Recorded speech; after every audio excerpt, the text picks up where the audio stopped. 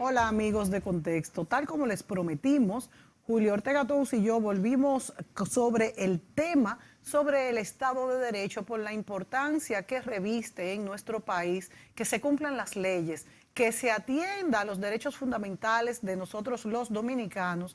Y comenzamos a tratar este tema con el jurista Juan Miguel Castillo Pantaleón, pero la verdad es que este debe ser un tema recurrente en nuestro programa y en todos los programas y en la vida nacional. La verdad es que muchas veces hemos escuchado la frase, el término de que nuestra justicia está secuestrada y cosas como esta la escuchamos pues muchas veces. ¿Por qué? ¿Tenemos realmente un Estado de Derecho? ¿Hay dignidad del ciudadano, del ser humano, si no se respetan las leyes? Las leyes que tenemos son las que debemos tener. Muchas veces se dice que de leyes estamos hartos, pero que sin embargo estas no se cumplen. ¿Qué tanta verdad hay en eso?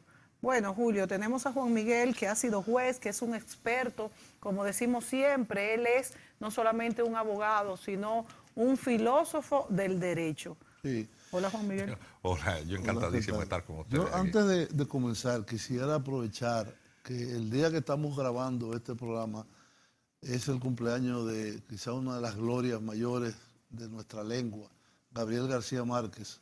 Hubiera cumplido 91 años en el día de hoy y simplemente es dejar constancia de esta fecha porque creo que es fundamental estar orgulloso de lo que uno hace. Aunque él era colombiano, era muy caribeño y reflejaba mucho la realidad del Caribe.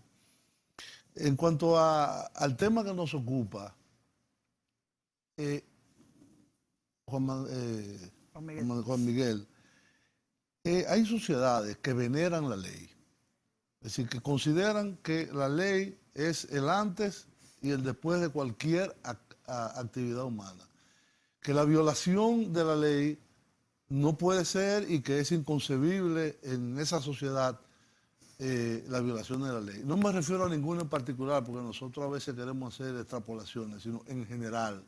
Y las sociedades menos avanzadas consideran, como dijo un presidente de la República Dominicana, de que la ley es un pedazo de papel. De que eso está ahí y eso se pone, se quita. Y el caso más llamativo es la Constitución de la República, que es la ley de las leyes. ¿Cuántas veces hemos modificado la Constitución de la República y en particular sobre un punto, que es el tema de la reelección? Aquí ha habido todos los modelos, hasta el modelo aquel que yo me recuerdo de elecciones cerradas, ¿cómo eran que se llamaban? Colegios cerrados. Sí, colegios cerrados. Que había que separarlo en hombres y mujeres y que usted nada más podía ir de una hora a otra, tenía que pasarse 3 horas ahí adentro. Y aún así los dominicanos íbamos a votar. Hoy en día, en los periódicos del día de hoy, sale que hay una asociación empresarial que dice que no van a cumplir la ley, que no se puede cumplir la ley en cuanto al Código de Trabajo con relación a lo que indica ese código sobre la cantidad de trabajadores dominicanos y extranjeros en cualquier actividad económica. Entonces, por ahí comienzo. ¿Cuál es, diríamos, la racionalidad de este desprecio por el cumplimiento de la ley en general y de la ley de leyes en particular? Bueno, lo que acontece en países como el nuestro es que hay un divorcio a veces entre lo que tenemos como sistema jurídico formal y la funcionalidad de este.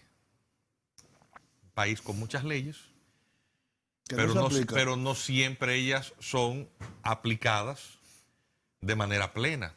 Y obviamente este barómetro de medición, vamos a llamar para utilizar esa imagen, ¿verdad? De medición de la funcionalidad o no, es lo que le llamamos el concepto de seguridad jurídica. Y con ello determinar si estamos viviendo en un real Estado de Derecho o no, Exacto. si es una fachada. Lo cierto es que una de las más grandes debilidades de nuestro país tiene que ver precisamente con el cumplimiento o acatamiento de la ley.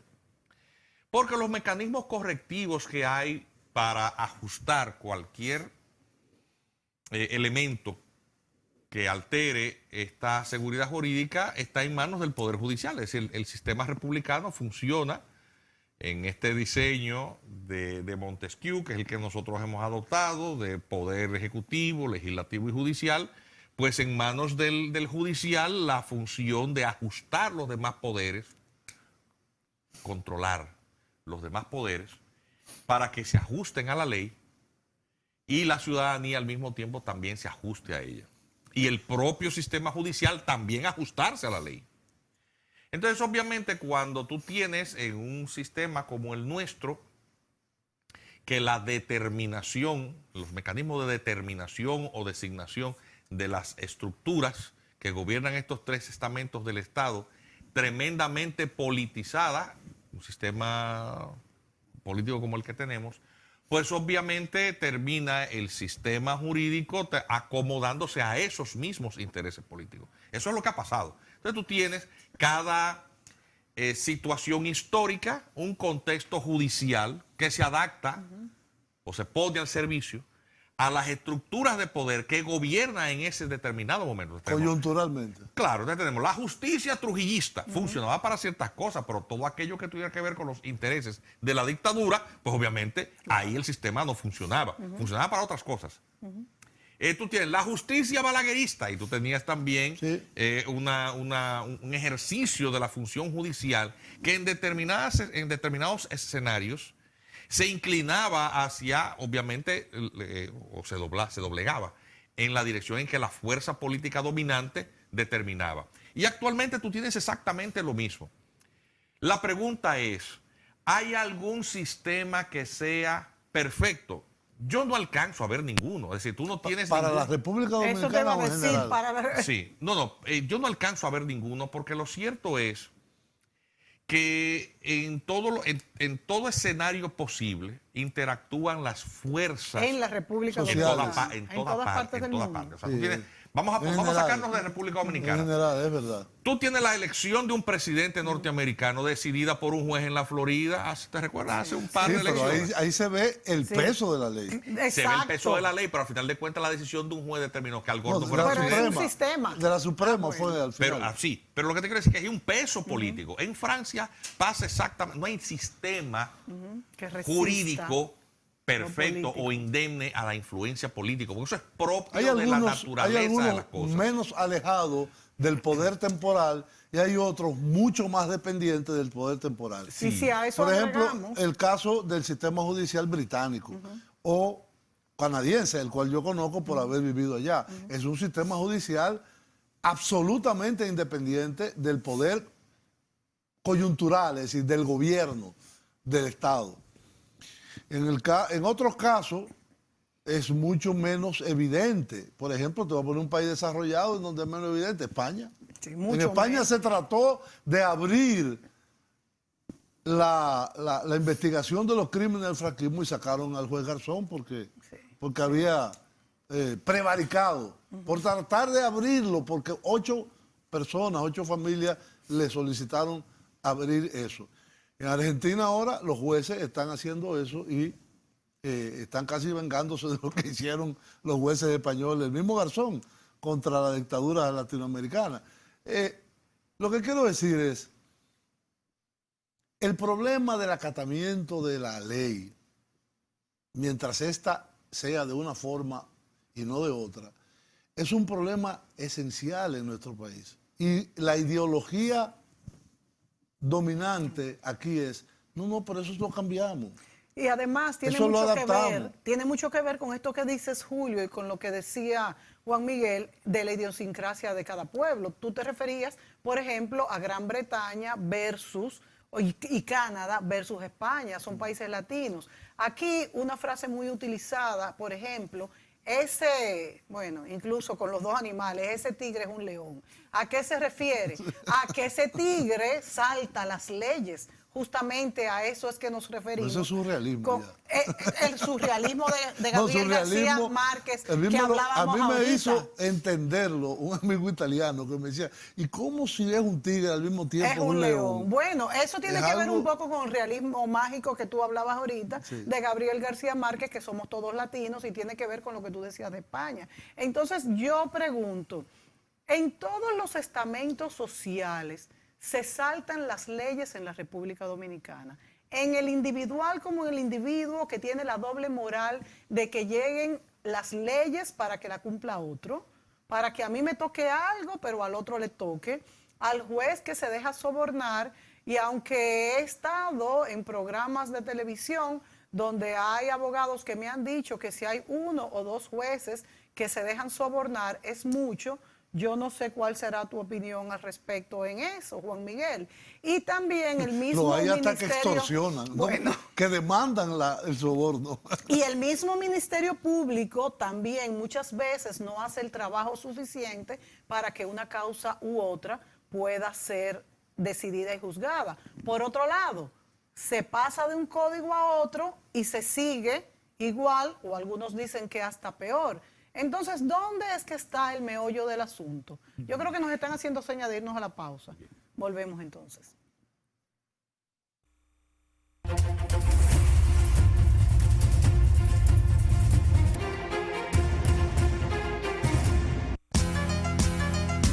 Es un modelo de enjuiciamiento criminal, permítanme la expresión, que está pensado para el robagallinas, pero desde luego no para el gran defraudador. Hoy en día tiene más riesgo de ir a la cárcel un desgraciado que el que comete un delito a gran escala.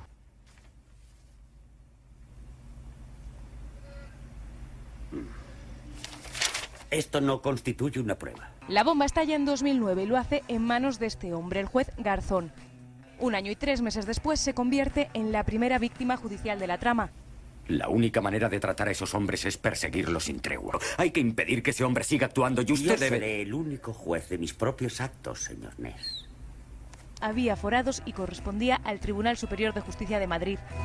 La patata caliente pasaba a manos del juez Antonio Pedreira. Al menos 9 jueces cobraron por asesorar en el desarrollo de programas informáticos para la justicia madrileña. Quien pagaba era Indra, una empresa privada, pero quien ordenó los pagos fue la Consejería de Justicia de la Comunidad de Madrid. Encarcelación de Bárcenas, el registro de la sede del PP o el auto que ha forzado la dimisión de Aramato. Toda una onda expansiva que podría suponer que la trama Gürtel acabe teniendo un cuarto juez instructor. Si este gobierno ha demostrado algo, y este asunto le ha dado la ocasión de hacerlo, es que respeta la independencia de los jueces. El Partido Popular amó intensamente al juez Gómez Bermúdez durante mucho tiempo, hasta el juicio del 11M. Luego, en el caso Gürtel, entre el juez Gómez Bermúdez y Ruz, prefirió a Ruz, y hoy, entre Ruz y el que sea, prefiere el que sea. Mañana ya veremos.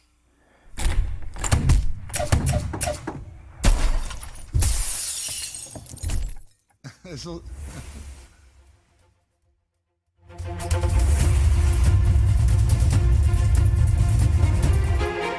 Esos son los zapping de un programa hecho en España que se llama Fort Apache, que son a veces muy curiosos y muy chistosos. Y en este caso, que estábamos hablando inclusive de la justicia en España, en general. Y en este caso, más que del juez Garzón, era del caso Gürtel, que es por el cual está imputado el Partido Popular en España. Vemos la opinión de la gente, como decía, es más fácil ir un roba gallina a la cárcel que un delito de cuello blanco. Y eso piensa la gente aquí también. La justicia se aplica para los desgraciados y para los grandes defraudadores no. Eso es parte del problema del Estado de Derecho. ¿La ley es igual para todos o no es igual para todos? En el caso, por ejemplo, ahora mismo de España, usted tiene que el cuñado del rey ha sido condenado a 6 años de cárcel y vive en Suiza. Y por lo menos se juzgó, que también es un paso. Sí, bueno, pero él vive en Suiza. Claro. Él no ha sido encarcelado ni un segundo. No ha tenido castigo. Ni sus compañeros del caso Nos. Y en otros casos, para no mencionar ninguno, en otros casos, la violencia y virulencia de los jueces de instrucción de la Audiencia Nacional meten presos desde el primer momento. Entonces, en el caso dominicano hemos visto casos, diríamos, emblemáticos, como el caso del Baninter y de los bancos quebrados. Ahora mismo hay uno en proceso que es el de, ¿cómo se llama? La empresa brasileña, Odebrecht. No, pero ya sí, pero está en proceso, está en proceso. Hubo encarcelamientos breves. Y ambos casos presionados por fuerzas internacionales, que también eso hay que destacar. Exactamente. Entonces, ¿hubiera surgido él solo de las entrañas del sistema judicial dominicano? En el actual modelo procesal penal, no. No. O sea, no, porque operó una reforma procesal penal hace ya más de una década, en el 2002, pero que entró anticipadamente en vigor con una resolución de la Suprema Corte de Justicia. Estaba supuesta a entrar en vigor en el 2014. Y aquí todo el mundo... Explícanos eso otra vez. ¿Por qué? Eso no lo entendí. En el 2002 se aprobó el código. Mira, es que yo conozco los dos modelos muy bien. Conozco las entrañas del monstruo de dentro y de fuera. Recuerda que fui juez de instrucción. Yo escribí un libro sobre el juzgado de instrucción, que fue el único tratado que había sobre esa materia, y las únicas modificaciones que sufrió el anterior Código de Procedimiento Criminal fueron iniciativas, anteproyectos de ley que preparé y que el Congreso aprobó, sobre cámara de calificación, fianzas y eso. Es decir, conozco el anterior modelo. Fui juez de instrucción y casos que manejé siguen siendo ejemplos paradigmáticos de cómo debió funcionar todo el sistema. Obviamente, la excepción que confirma la regla de la disfuncionalidad fueron los casos que uno manejó. Y luego viví la reforma procesal penal, advertí lo que iba a pasar, que es lo que está aconteciendo hoy, y hemos tenido más de una década de funcionalidad. ¿Qué es lo que acontece? Que los dos modelos procesales que nosotros hemos tenido son un modelo mixto, inquisitorio, acusatorio, y un modelo acusatorio pleno, que tenemos ahora sin jurado. Entonces, obviamente... ¿El jurado qué papel cumpliría ahí? Que elimina la íntima convicción. Eso que tú decías que no existía, que existe todavía, porque cuando tú pones el veredicto de culpabilidad o inocencia en manos de terceros, que son en este caso ciudadanos que juzgan, son los pares de un ciudadano.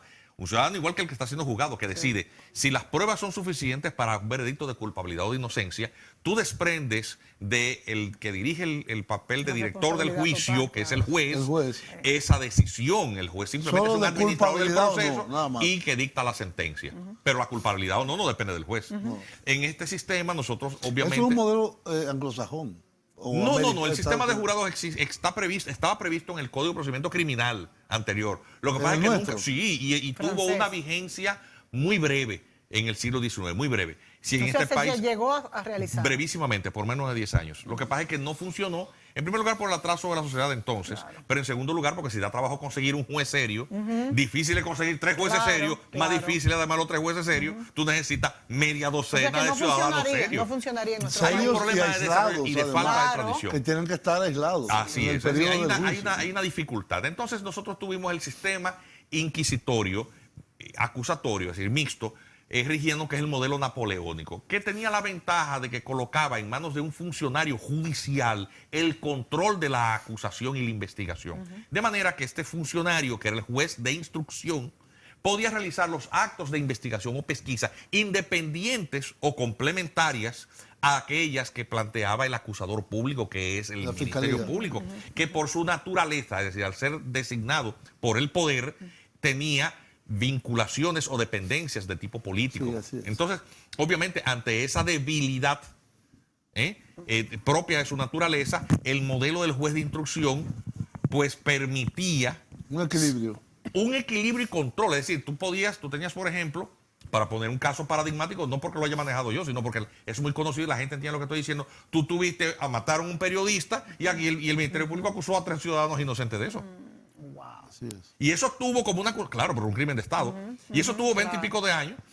Hasta que un juez de instrucción dice, no, pero que eso no fue así. El caso Orlando Martínez. El caso Orlando Martínez, el juez de instrucción dice, pero eso no es así. Y hace una investigación distinta y determina qué fue lo que pasó. Determina quiénes cometieron el hecho y excluye a los que estaban inocentes, pero acusados.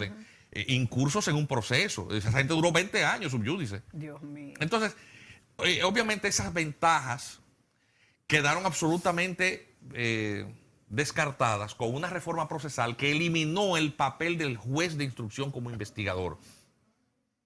Se eliminó y concentró en las manos de este funcionario dependiente de la designación por parte del poder de la acusación, que tiene ahora, por lo tanto, el absoluto monopolio. Que es el fiscal. Imposibilitando incluso, atención, imposibilitando incluso a la ciudadanía el apoderamiento directo.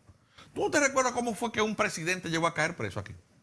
Una denuncia querella de un ciudadano. Sí.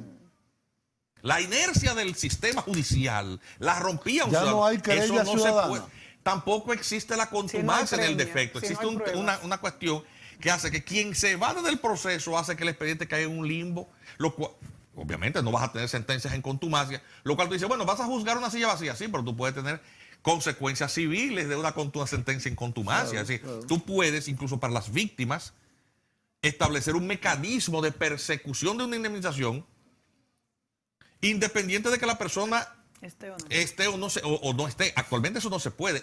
Entonces, todos esos defectos, falencias sistémicas, nosotros las advertimos y dijimos, eso va a debilitar la seguridad jurídica, va a politizar aún más el sistema judicial, porque no va a permitir que existan vías procesales para que se rompa esa impunidad auspiciada desde el poder. Pero entonces también El país bajo perdió. este código es más fácil que el inocente sea condenado, porque yo pensaba que era todo lo contrario. Mira, lo cierto es que el código ha operado en perjuicio de los más desafortunados. Lo Es que decir, decía ahí. es una justicia, El roba es una gallina. justicia clasista. Por ejemplo, en el anterior código, las infracciones que tienen categoría delictual, es decir, Penal. castigada con penas correccionales, Sí, sí. se beneficiaban de la fianza automática, de manera que simplemente la audiencia se apoderaba inmediatamente y inmediatamente el juez simplemente fijaba el monto de la fianza. Se acabó. El expediente seguía jurídicamente vivo, pero la persona salía. En un sistema de fianzas que era muy dominicano, un sistema que nada más se utiliza en este país, que es el de las pólizas. Sí, que es una barbaridad también. Sí, bueno, pero es Porque te ponen 100 millones y tú pagas el 1%. Sí, pero lo que no existía era el mecanismo de ejecución de la fianza, que fue precisamente la iniciativa que el Congreso acogió, que nosotros le preparamos, que fue la antigua Ley 341. Se fue de paro también con el código. También. Sí, ahora mismo no hay mecanismo de ejecución de las fianzas. No hay. Peor aún, la jurisprudencia de la Suprema Corte de Justicia ha establecido que la fianza, si en algún momento se ejecuta, es en beneficio del Ministerio Público. ¿Y las víctimas? ¿Y las reparaciones civiles de las víctimas? O sea, fíjate qué barbaridad de sistema tenemos. Entonces, obviamente, el sistema judicial ha encontrado también los 1001 tecnicismos, porque también hay un énfasis en la formalidad en el actual sistema. De manera que se privilegia la forma sobre el fondo. El fondo, el objetivo último del sistema penal debe ser descubrir la verdad. Claro, obviamente. Establecer la verdad. Ocurrió un hecho criminal. ¿Quién es el responsable? Si no es esa persona, ¿quién establecerlo. fue? Si no es esa persona que está encausada, No dejarlo entonces en el ¿quién limbo. fue? Actualmente, el objetivo, la prioridad del sistema procesal es el agotamiento de las garantías del debido proceso. No Es decir, realmente resolver. no la resolver los situación. casos, y mucho menos encontrar la verdad. Vamos Es a la sencillamente, pausa. entonces eso le da un menú de tecnicismo. Vamos a la pausa y yo formalismo quisiera que tú dijeras a los cómo jueces. se agota el debido proceso sin resolver nada. Entonces hay pues un nudo ahí tremendo y por qué entonces tenemos este código y muchos lo defienden. Volvemos.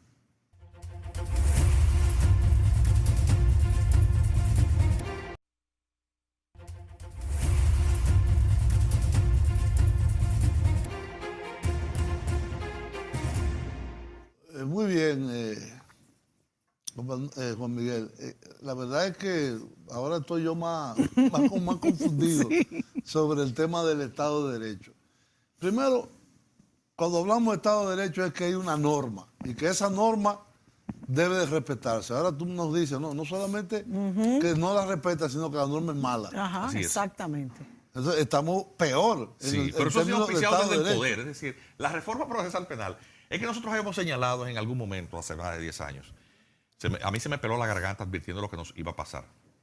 Ese modelo de reforma procesal penal fue copiado del llamado Código Procesal Penal Tipo para Iberoamérica, que provenía de un experimento auspiciado en países sudamericanos y centroamericanos que habían tenido una circunstancia política distinta a la nuestra. Es decir, en los años 80 existían dictaduras en Latinoamérica. Guerras, sí. Nosotros la dictadura nuestra la habíamos decapitado en el 61. Sí.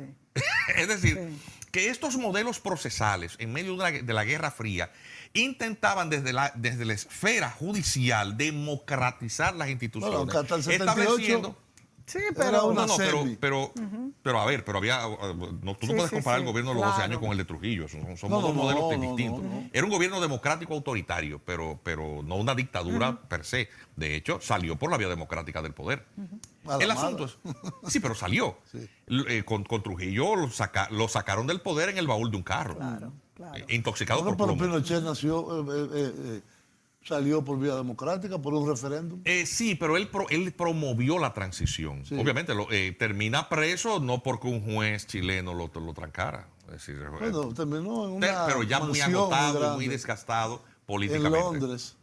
Atención. Ese modelo que fue importado perseguía, entre comillas, democratizar o privilegiar las libertades civiles, porque en las dictaduras gran parte de la represión y el ahogamiento de las libertades se produce a través de mecanismos legales. Trujillo, siempre que metía preso a alguien, era con un proceso judicial, con su dictamen, su juicio, su sentencia, condenado a 30. Era preparado. Claro, entonces siempre en las... A ver, no es que te trancan sin expediente, es que te hacen un proceso. Sí. Entonces, obviamente, el mecanismo que había, sin caer en la revolución, para prohijar estas aperturas a libertad a través de mecanismos de tutela efectiva de estos derechos humanos, las llamadas reglas del debido proceso, que plantean el agotamiento de una serie de formalidades en cuyo cumplimiento efectivamente se termina alcanzando el logro de la llamada respeto a esos derechos. O sea que no serviría de nada en este caso cumplir pero si los agotas, si esas formalidades, esos rituales, los cumples, luego el debido proceso está satisfecho. ¿Entiendes? Es decir, hay un poco de espejismo. Claro, porque crees que si has cumplido con la formalidad, entonces el objetivo se alcanzó. Y lo cierto es que en materia penal no necesariamente esto deja satisfecho las necesidades de justicia, porque si bien es cierto que el agotamiento de estas formalidades es un requerimiento para que haya Estado de Derecho, lo cierto es que tú no puedes privilegiar la forma sobre el fondo. A final de cuentas, la justicia penal no se da en un contexto represivo político, se da en un contexto de persecución del crimen. Claro, y por lo tanto, tú no puedes privilegiar los derechos del delincuente o del procesado por encima de los derechos de la víctima. Y ahí lo que tenemos es una inversión, producto de esa visión miope, una inversión de los objetivos del proceso. El objetivo del proceso penal, por lo tanto, se ha convertido en el simple agotamiento de esas formalidades, de esos rituales, y eso deja, por lo tanto, una parte de los crímenes impunes. Principalmente el crimen que se perpetra desde esferas de poder. ¿Entiendes? ¿Por qué? Porque tú tienes en el menú de impunidad demasiadas excusas por las cuales irte. Se venció un plazo, no se cumplió con tal formalidad, tal cosa viola derechos fundamentales. El proceso. Y eso ha sido lo que ha acontecido desde que se produjo el Código Procesal Penal. La sensación de impunidad del gran crimen es más elevada. Incluso con pensemos los en chiquitos Odebrecht. también. Realmente, ¿qué porcentaje de la población entiende que ahí realmente se va a llegar hasta las últimas consecuencias? Muy poco. Yo creo que nadie. Pero empezando por el propio procurador, que ha tenido que pedir prórrogas. Empezando por la propia autoridad. De hecho, cuando le cambiaron la medida de coerción, una jueza de la Suprema Corte de Justicia le dice, pero si eso es con eso que ustedes piensan ir a juicio, olvídense de eso, que eso no pinta bonito. Es verdad. Es verdad que lo dijo. Se lo dice. Entonces, Germán, ¿no? Claro, entonces, ¿por qué? Porque el agotamiento de esas formalidades y las restricciones, además, la imposibilidad de enriquecer la investigación por otras fuentes alternas a la del poder, ¿entiendes? Limitan demasiado. Y el juez, por lo tanto, incluso no puede, en este modelo procesal, decirle al Ministerio Público, como ocurre en otros modelos procesales garantistas, pero que no llegaron al extremo dominicano, de decirle al Ministerio Público, pero yo voy a ordenar a usted que realice tal prueba para mejor proveer, Y de hecho, para por yo eso, saber, por eso fue que la prisión preventiva para yo se como cayó. juez determinar, porque yo tengo que hacer justicia, No, que se ha cometido un y ilícito. y hay unos modelos que los dominicanos no entendemos bien, donde la policía juega el papel casi de la fiscalía, como el modelo de Brasil, por ejemplo. Sí, pero que el juez también tiene un rol social que cumplir, sin comprometer el principio de imparcialidad. Es decir, él es un juez y por lo tanto ente neutro, pero eso no significa que él está más allá de la sociedad en la que él le corresponde estar. Es decir, un juez éticamente debe tener la posibilidad procesal de decir, bueno, si tú como fiscal me has presentado una acusación insuficiente por tu incapacidad o por tu falta de disposición, yo tengo que decir, pero a tal prueba para determinar si eso que tú dices es así. El juez no puede tampoco, porque eso compromete su imparcialidad. Entonces, habría que preguntarse cuál es el objetivo entonces. El modelo lo que está produciendo incluso son el surgimiento de algunas situaciones que demuestran las falencias del sistema.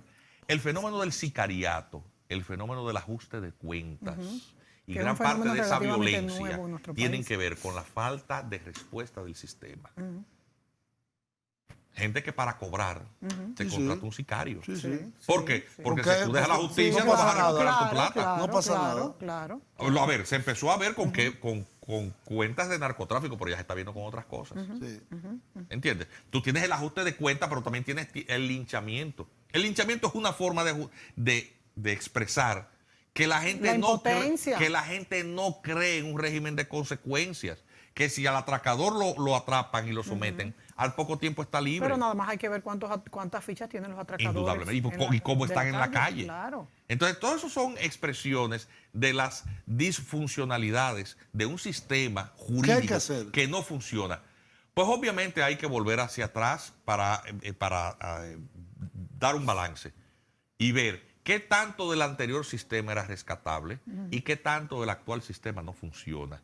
Por ejemplo, en el anterior sistema se decía, el porcentaje de presos preventivos es alto. ¿Sabías que el porcentaje de presos preventivos con el actual sistema es mucho mayor? Sí. Es decir, gente presa Casi sin un sentencia. 70%.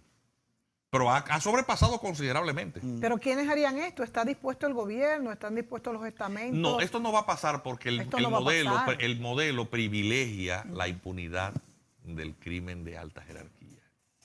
No más palabras, magistrado. No va a pasar. A todo el mundo le encanta el debido proceso, principalmente si tiene dinero para pagarle a los abogados. Sí, se escucha tanto respetar el debido proceso. Así es es. algo que está muy de moda, esta frase.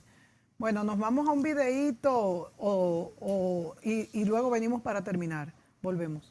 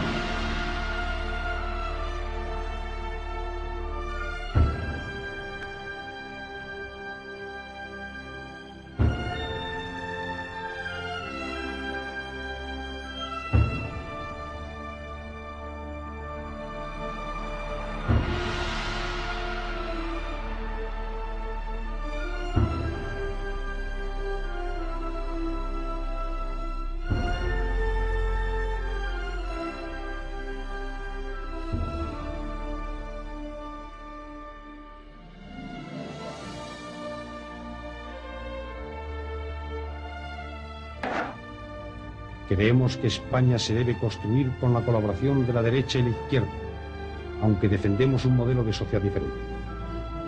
Y todo ello queremos lograrlo a través de la moderación, el diálogo y el pacto, porque nadie puede pretender que su verdad sea la única.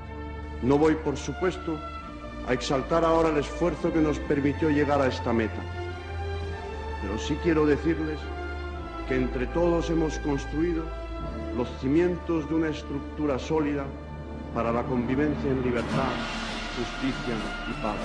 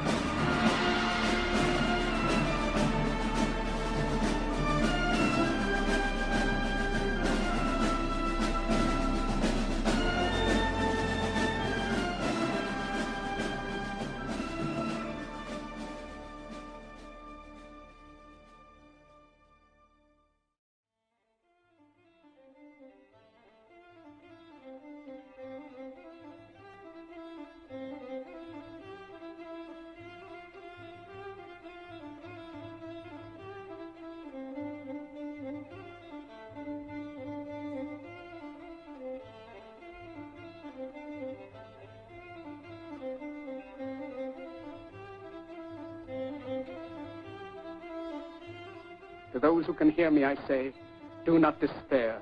The misery that is now upon us is but the passing of greed, the bitterness of men who fear the way of human progress. The hate of men will pass, and dictators die. And the power they took from the people will return to the people. And so long as men die, liberty will never perish. Men who despise you, enslave you, who regiment your lives, tell you what to do, what to think, and what to feel, who drill you, diet you, treat you like cattle, use you as cannon fodder. Don't give yourselves to these unnatural men, machine men with machine minds and machine hearts.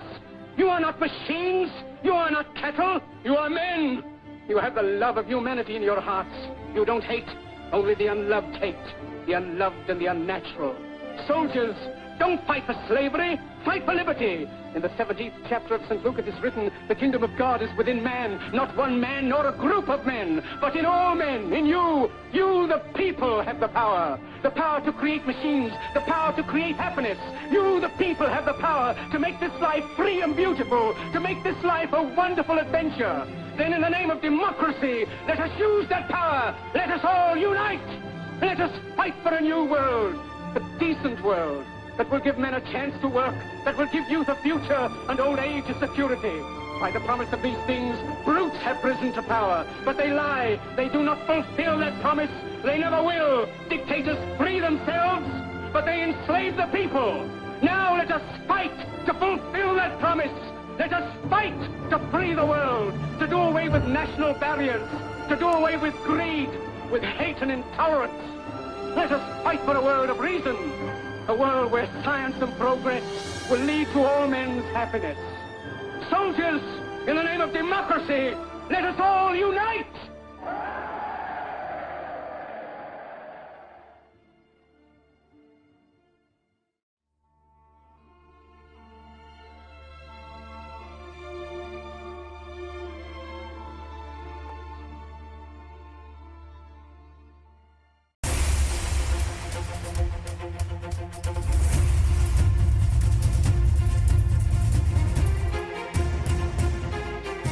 Bueno, Juan Miguel, en pocos minutos que nos quedan, ¿podrías tú describir el estado actual de nuestro sistema judicial? ¿Qué está pasando? ¿Cómo deteriora esto la sociedad? Y si tenemos esperanza. 2 minutos.